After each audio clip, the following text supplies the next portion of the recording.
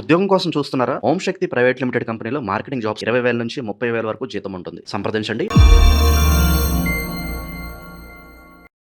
ప్రస్తుతం మనతో పాటు ప్రముఖ ఆధ్యాత్మికవేత్త, మంత్రతంత్ర జ్యోతిష్యులు, ఐకాన్ ఆస్ట్రాలజర్ సురేష్ బాబు గారు మనతో ఉన్నారు. గురువు గారితో మాట్లాడదాం. నమస్తే గురుగారు. జై శ్రీమన్నారాయణ. ఆగస్టు నెల 2026 విశేషంగా కన్యా రాశి వారి పరిస్థితి ఏంటి? శుభ అశుభ ఫలితాలు ఏ విధంగా ఉండవు ఈ మాసం అంటారు? ఏ విషయాల్లో వీళ్ళు ఎక్కువగా జాగ్రత్తలు తీసుకోవాలంటారు? ఖచ్చితంగా కన్యారాశి వారికి ఎటు తిరిగినా, ఎటువైపు వెళ్ళినా, ఏం చేసినా, ఏం చెందినా కూడా పెట్టుబడులు అనే వ్యాపారాలు చేస్తే చాలా అదృష్టం ఉంటుందండి. గత 3 సంవత్సరాలుగా చూస్తూ ఉంటే కనుక పెట్టుబడులని వ్యాపారం చేసిన వాళ్ళు అదృష్టవంతులు, అవకాశవాదులు కాకుండా ఎక్కడైతే మాట వస్తుందో అక్కడ మాట మీరకుండా ఉండేదానికి, ఎక్కడైతే పేరు, ప్రఖ్యాత, హోదా, డబ్బు, పలుకుబడి అన్నీ వస్తాయో అక్కడే గోతులు పడేదానికి లేకుండా ఉండాలి అంటే కనుక, మోసపోకుండా ఉండేదానికి పెట్టుబడులని వ్యాపారం చేస్తే చాలు. వీరు ఉత్తీర్ణులుగా మంచి స్థాయిలోకి వెళ్ళేలా ఉంటుంది. పెట్టుబడులని వ్యాపారాలు ఏమున్నాయంటే సలహాదారులు, మోటివేషన్ క్లాసెస్, మాస్టర్స్, టీచర్స్, ఇవన్నీ కూడా పెట్టుబడులని వ్యాపారాలు. జాబ్, ఇవన్నీ పెట్టుబడులని వ్యాపారాలు అనమాట. అలానే ఎదుటి వారికి సహాయం చేయడంలో పెట్టుబడులని వ్యాపారాలు. అలానే ట్రస్టులు, వృద్ధాశ్రమాలు, అనాథాశ్రమాలు, ఆలయాల ధర్మకర్తలు గాను, ఇవన్నీ కూడా వీరికి చాలా అద్భుతంగా ఈ మాసంలో కలిసి రాబోతున్నాయి. ఆగస్టు మాసం 2026 సంవత్సరం కన్యారాశి వారికి.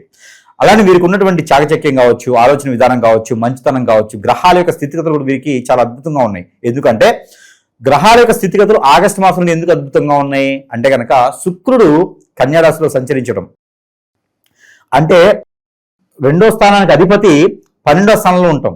బాగా గుర్తుపెట్టుకోండి, 2వ స్థానంలో అధిపతి 12వ స్థానంలో ఉంటాం. దీంతో వీరికి కొంతమేర ఆడపిల్లల నుంచి, స్త్రీల నుంచి అయితే ఇబ్బందులు ఉన్నాయి. అదొక్కటి వీరు జాగ్రత్త పడ్డారంటే వీరికన్నా అదృష్టవంతులు మరో ఏ రాశి వాళ్ళు లేరు. దాంట్లో చాలా జాగ్రత్తగా ఉండాలి. ఎందుకంటే 2వ స్థానంలో అధిపతి 12వ స్థానంలో ఉండడం ద్వారా ఏమైందంటే నష్టం. భార్య నుంచి గొడవలు వస్తాయి, భర్త నుంచి గొడవలు వస్తాయి, చివరికి కన్న కూతురు దగ్గర నుంచి కూడా గొడవలు వస్తాయి, చెల్లి నుంచి, అక్క నుంచి, తల్లి నుంచి, అందరి దగ్గర నుంచి గొడవలు వస్తాయి. అందులో కన్యారాశిలో ఉన్నటువంటి స్త్రీలకైనా పురుషులైనా సరే చాలా జాగ్రత్తగా ఉండదు. దాంట్లో ముఖ్యమైనటువంటి ఏం తెలుసా అండి, ఎప్పటి నుంచో కన్నేసి, ఎప్పటి నుంచో ఎదురు చూస్తూ వీరు ఎప్పుడు దొరుకుతారా అనేది చూసాడు అందరూ కూడా గుంతకాడి నక్కలు అంటారు. ఆ గుంతకాడి నక్కలన్నీ ఏకదాటిగా ఒకేసారి దాడి చేయబోతున్నాయి కన్యారాశి వాళ్ళ పైన. చాలా జాగ్రత్తగా ఉండాలి. ఎందుకంటే వీళ్ళు ఎక్కడ దొరుకుతారా అని చూస్తున్నారు. అలాంటి సందర్భాలు వీరికి ఉన్నటువంటి వ్యసనాలకు కావచ్చు, రందికి కావచ్చు, కుళ్ళుకు కావచ్చు, కుతంత్రాలకు కావచ్చు బలవకూడదు. వీరికి ఉన్నటువంటి మంచితనం. ఇప్పుడు ఎక్కడైనా బార్ షాప్ దగ్గరికి అందరూ చిల్లర కోసం వెళ్తారా? బార్ మందు అలాగే వెళ్తారు. కానీ కన్యారాశి వాడు చిల్లర కోసం వెళ్తాడు. ఎదుటి వాడు చూసారా ఇన్ని నీతులు చెప్పాడు, పోయి బార్ షాప్ దూరాడు అని చెప్పి ఒకటి చెప్తాడు, వాడు 4 చెప్తాడు.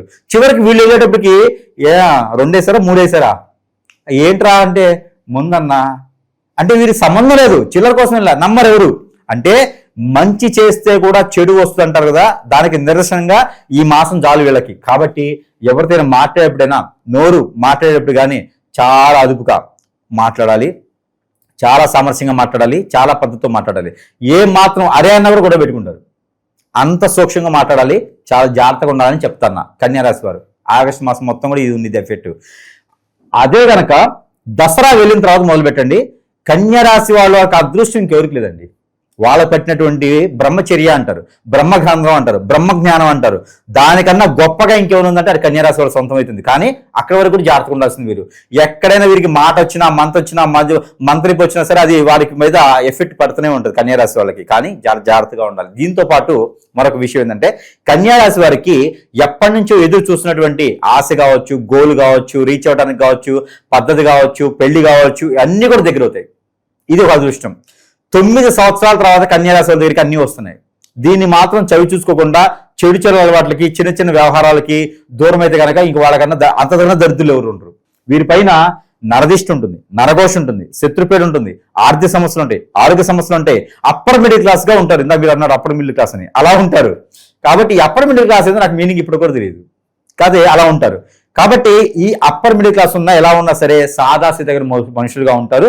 ఎదుటి వారికి సహాయం చేసే తత్వంతో ఉంటారు. ఎవరైనా సరే కన్యారాశి వారికి కాదు, కన్యారాశి వారే ఎవరికైనా ఫ్రెండ్షిప్ ఉన్నా, కన్యారాశి వారి భర్త అయినా, భార్య అయినా, పిల్లలైనా, పెద్దలైనా కన్యారాశి వారు మనతో ఉన్నారంటే కనుక వారికి అష్టైశ్వర్య ప్రాప్తి కలుగుతుంది. కన్యారాశి వారు కాదు, వారితో పాటు ఉన్న వాళ్ళందరికీ కూడా ఆ సెగ తగులుతుంది అనమాట. కాబట్టి ఇది చాలా గొప్ప విశేషం.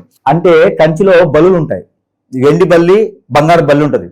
గబక్కన మనం వెళ్ళామంటూ ఆ కంచికి పోయాం కృష్ణయ్య, కంచి కదలేము కష్టయ్య పాటకంటూ ఆ కంచిలో బలిని పట్టుకుని వచ్చిన వాళ్ళకి అందరూ పట్టుకోలేరు కదా, ఇక్కడ ఉన్న వాళ్ళు అందరూ పట్టుకోలేరు. ఎప్పుడైనా బల్లి మీద పడితే ఆ బల్లి పట్టుకున్న వాళ్ళని టచ్ చేస్తారు. ఆ పాపం అంతటితో విద్యుత్ అయిపోయి ఆ విషయం మనకు కక్కుండిద్దని బల్లి ఎవరి కింద పట్టుకుని వస్తారో వాళ్ళని టచ్ చేసే ఆచారం మనలో ఉంటుంది, మన సాంప్రదాయంలో వాళ్ళ ఆచారం అర్థమైందా, ఆచారం ఉంటుంది. అదే విధంగా కన్యారాశి వారు మన చుట్టూతూ ఉన్నారంటే మనం బల్లిని తాకొచ్చినంత పుణ్యం. ఆ బంగారు బల్లి కానీ వెండి బల్లి కానీ ఉంటుందా, అది తాకొచ్చినంత పుణ్యం. ఆ కన్యారాశి వారు మనకున్నారు అంటే మనకి ఎన్ని రకాల చెడు ఉన్నా, మన పైన ఎన్ని రకాల శత్రువులు ఉన్నా, ఆర్థిక సమస్యలైనా ఆరోగ్య సమస్యలైనా ఎన్నో రకాలైనటువంటి విపత్తులు ఉన్నా కూడా ఆ కన్యారాశి వారు మనతో ఉన్నారు అంటే కనుక ఖచ్చితంగా నమ్మి మనకున్న కర్మలు పోతాయి. కాబట్టి ప్రతి ఒక్కరు కూడా కన్యారాశి వారు ఉన్నారు మనతో అంటే మన అదృష్టం పండింది అనుకోండి. వేరే రాశి వారికి ఖచ్చితంగా పండిద్ది. కాబట్టి ఆ దాకా వెళ్ళాలంటే కన్యారాశి వాళ్ళు ఏం చేయాలి, ఇది కూడా గ్రహించుకోవాలి బాగా. ఇన్ని చెప్తున్న కన్యారాశి వాళ్ళ గురించి అనుకోవచ్చు, ఏంటి గురువు గారు ఇన్ని రకాలుగా ఇంత పొగడత అవసరమా అండి, అసలు ఏమన్నా అవుతుందా మాకు, ఎక్కడేసి ఇంకొక అక్కడే ఉండిపోతుంది, ఒక్క పని అవ్వట్లేదు, డబ్బులు ఇచ్చానండి గొడవ పెట్టుకుంటున్నాడు, శత్రువు అయిపోయాడు, బంధుమిత్రులు, మేనత్తులు, మేనమామలు, అరే కట్టుకున్న భర్త భార్య పిల్లలు కూడా నన్ను పట్టించుకోకుండా బయట పడేశారండి, ఇంకా నాకు ఇక్కడ జీవితం ఉందండి, అసలు ఏంటి ఎందులో అడుగు పెడితే అందులో నష్టం, పార్ట్నర్షిప్ వ్యాపారం చేస్తే నష్టం, ఏదైనా విదేశాలకు వెళ్ళాలంటే నన్ను మించి ఖర్చు పోగడేస్తున్నాడు పోయి, నేను వెళ్ళలేకపోతున్నాను, ఏదైనా జాబ్ చేద్దామంటే జాబ్ దాకా వెళ్తున్నా ఇంటర్వ్యూ అవ్వట్లా, ఇంటర్వ్యూ ఏంటంటే జాబ్ రావట్లా, లంచం పెట్టలేకపోతున్నాను, నా అంత నిజాయితీ మంత్రుడు దొరకడు, కానీ వాళ్ళు నాకు ఎందుకు ఇవ్వట్లేదు. దీంతో పాటు ఆర్థిక సమస్యలండి, అది కొందాం అనుకుంటాడు, జీవితం అయిపోయేదా కొనలేరు, అది సాధిద్దాం అనుకుంటారు, జీవితం అయిపోయేదా సాధించలేరు. మరి గురువుగారేమో ఇంత మంచి చెప్పినాడు, ఎట్లా ఏమైతుందంటే ఇప్పుడే అనుకున్నాం మనం, మన మంచితనం, మన చిరాకితనం, ఎదుటి వారికి మనం చేసే సహాయం, ఇవన్నీ కూడా మన శత్రువులు అండి. ఎదుటి వారు మనం ఏం చేయించే అవసరంలా. శత్రువులు ఎలా అంటే ఆ కన్యారాశిలో చూడండి ఎట్లా అనుభవిస్తున్నారో, ఏ బరువు బాధ్యత లేదు, అనుభవించేందుకు వీరు బరువు బాధ్యతని, ఎదుటి వారు చెప్తారు బరువు బాధ్యత లేదని. అలాంటప్పుడు ఆ నరదిష్టి, ఒకడు అనుకుంటారు వీరి జీవితం ఉందండి, మంచి షర్ట్లు ప్యాంట్లు వేసుకుని తిరుగుతూ ఉంటారు, శారీస్ కట్టు తిరుగుతూ ఉంటారు, అదృష్టమే అదృష్టం అన్నాను కానీ నరఘోష. ఇవి చాలండి, ఈ రెండు చాలు జీవితంలో ఎదగపోవడానికి, రెండు చాలు. అందులోనూ కన్యారాశిని బుధుడు అధిపతి అంటే ఇట్టే మోసపోవచ్చారు. అందరూ అనుకుంటారు బుధుడు అధిపతిగా ఉంటే లేదా బుధుడు మంచి స్థానంలో ఉంటే వారు అనుకునే స్థాయికి వెళ్ళిపోతారు అనుకుంటారు, కానీ అది కరెక్ట్ కాదు. బుధుడు ఎక్కడైతే మనం వచ్చేలా ఉంటామో అక్కడ ఎదుటి వాళ్ళ నుంచి మోసపోతాం.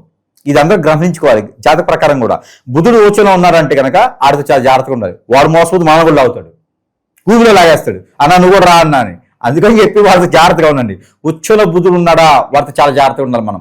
అట్లనే ఈ కన్యారాశుల దగ్గరికి వచ్చేసి మనకి ఏదన్నా పెట్టుబడి పెట్టండి, వ్యాపారాలు చేయండి అంటే మనం ప్రేమ కొద్దో ఆశ కొద్దో ఇస్తాం, దానివల్ల నష్టపోతూ ఉంటాం. వాడు మనం డబ్బులు అడగకుండా మళ్ళీను హిప్నటిజం బ్లాక్ మెయిల్ చేపిస్తూ ఉంటారు. ఇలాంటి చెడు క్రియలు జరగడం వల్ల మనం గురువుగారు చెప్పింది జరగదు. గురువుగారు చెప్పింది జరగాలి అంటే మనం ఎట్లుండాలి, జాతకం న్యూట్రల్గా ఉండాలి. కన్యారాశి అంటే కన్యారాశిగానే ఉండాలి. వేరే నా మానవ గ్రహాలు వచ్చి వారిపైన దండెత్తేసి ఊచకొత కోసేలాగా అవన్నీ మనకి హిప్నాటిజం బ్లాక్ మ్యాజిక్ వస్తే కన్నా బాగా ఇలాంటి అష్టదిబ్బంది చేసేసి ఇబ్బంది పెట్టకూడదు. అలా చేయడం ద్వారా ఈ గ్రహాల యొక్క స్థితిగతుల కన్నా సౌలభ్యం కన్నా ఆ చెడు గ్రహాల యొక్క సౌలభ్యం ఎక్కువ ఉంటుంది. ఆ నరదిశ కావచ్చు, శక్తులు కొన్ని పరి ఉంటాయి, జిన్ను ఉంటాయి, ఆత్మలు ఉంటాయి, కొర్రలు ఉంటాయి, చాతబళ్ళు ఉంటాయి. ఇలాంటి చేసినప్పుడు ఖచ్చితంగా ఆ ఇబ్బంది అనేది వీరిపైన పడుతుంటుందండి.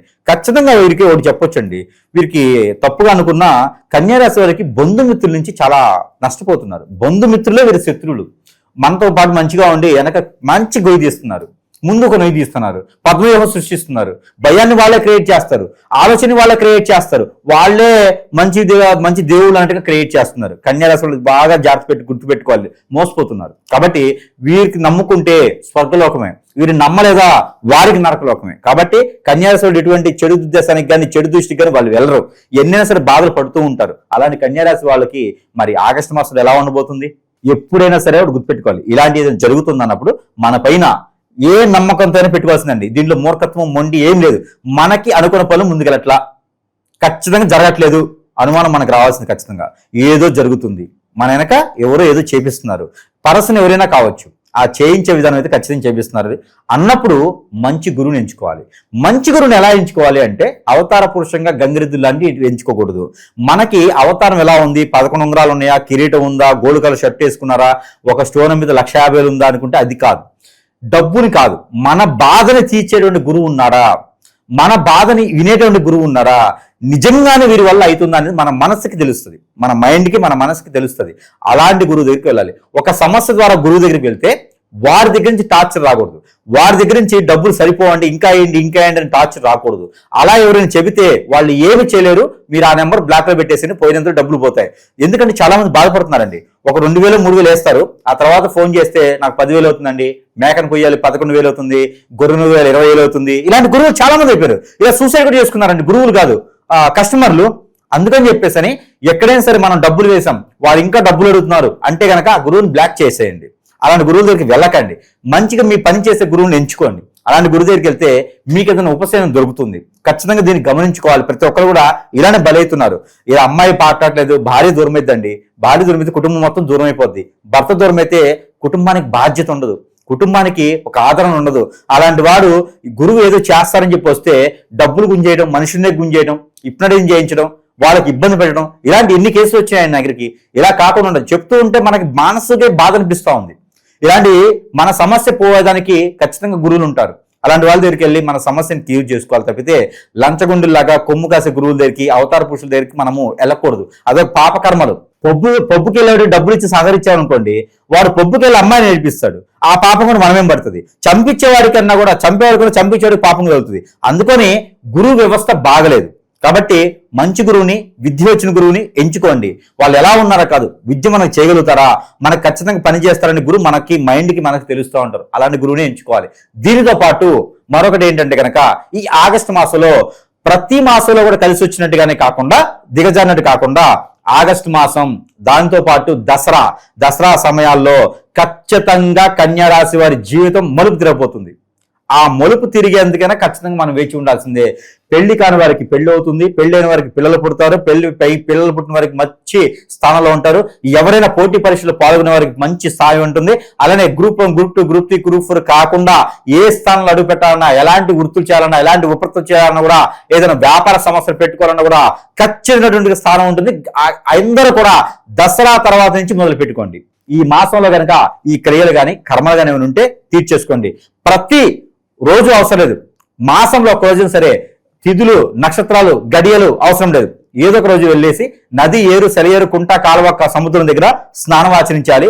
ఆ బట్టలు ఒడిచి వేసేయాలి. వేరే బట్టలతో వెళ్ళేసి అక్కడ ఏ స్వామి ఉన్నా ఏ మోరన్నా మట్టి ప్రమిదలో 2 ఒత్తులేసి ఆవు నేత కానీ కోకోనట్ కానీ దీపనం చేయాలి. వీళ్ళ కర్మ అంతటితో వెళ్ళిపోతాయి. అలానే ఒక సొరకాయ తీసుకోవాలి, సొరకాయ పైన కాటుకతో రాయాలి, నాకు ఈ కర్మ ఉంది, నాకు ఈ పాపం ఉంది, నాకు ఈ దోషం ఉంది, నాకు ఈ పని కావాలి అని రాసి ఆ సొరకాయని ఆ నీటిలో వదిలేసేయాలి. అదే రోజున చేసేయడం ద్వారా నెలపాటు 30 రోజుల పాటు సొరకాయ తినకూడదు. ఇక ఎవరు ఇస్తే కూడా అడిగి తినండి.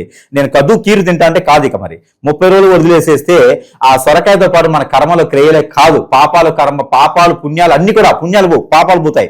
ఇలాగా మనకి పెళ్లి కాని వారికి పెళ్లి అవుతూ ఉండిద్ది, పెళ్లి వారికి పిల్లలు పుడతా ఉంటారు. అలానే ఇంకా జీవితంలో పెళ్లి గడిలే లేవు అనుకున్న వాళ్ళందరూ కూడా పెళ్లి గడిలు వస్తూ ఉంటాయి. చిన్న పేరు రెమెడీ ఇవి చేసుకుంటూ దేవుని అనుగ్రహం కావాలి. వీళ్ళకి ఏం చేయాలంటే పచ్చపెసలు, బ్రౌన్ శనగలు, గోధుమలు, జొన్నలు, రాగులు, సజ్జలు, ఉలవలు ఇవన్నీ కూడా సమపాలలో తీసుకోవాలి. నవగ్రహాలకి నవధాన్యాలు తీసుకోవాలి. అలానే నెయ్యితో, ఆవు నెయ్యితో నవగ్రహాలకు అభిషేకం చేసుకోవాలి. నువ్వుల నూనెతో శనీశ్వరుడికి అభిషేకం చేసుకోవాలి.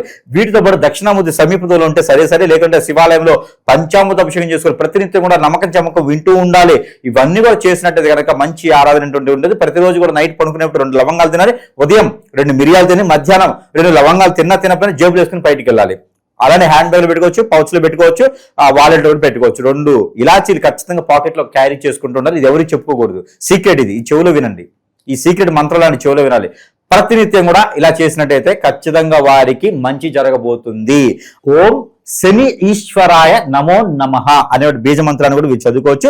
లేదా శుక్లాంబరధరం విష్ణు శశివర్ణం అనేటువంటి వినాయకునికి సంబంధించినటువంటి మంత్రాలు వీరు వినడం ద్వారా, శ్లోకాలు వినడం ద్వారా వీరికి మంచి జరిగే యోగ్యత ఉంటుంది. కాబట్టి ఈ ఆగస్టు మాసం కన్యా రాశి వారికి కొంచెం జాగ్రత్తగా ఉంటూ, స్త్రీలతో పురుషులైనా సరే జాగ్రత్తగా ఉన్న వాళ్ళకి రాజ్యాన్ని ఏరేటువంటి బలము, ధైర్యము వీరికి వస్తుంది. కాబట్టి అక్రమ సంబంధాలు, ఎఫ్ఐఆర్స్ లాంటివి కూడా పెట్టుకోకూడదు.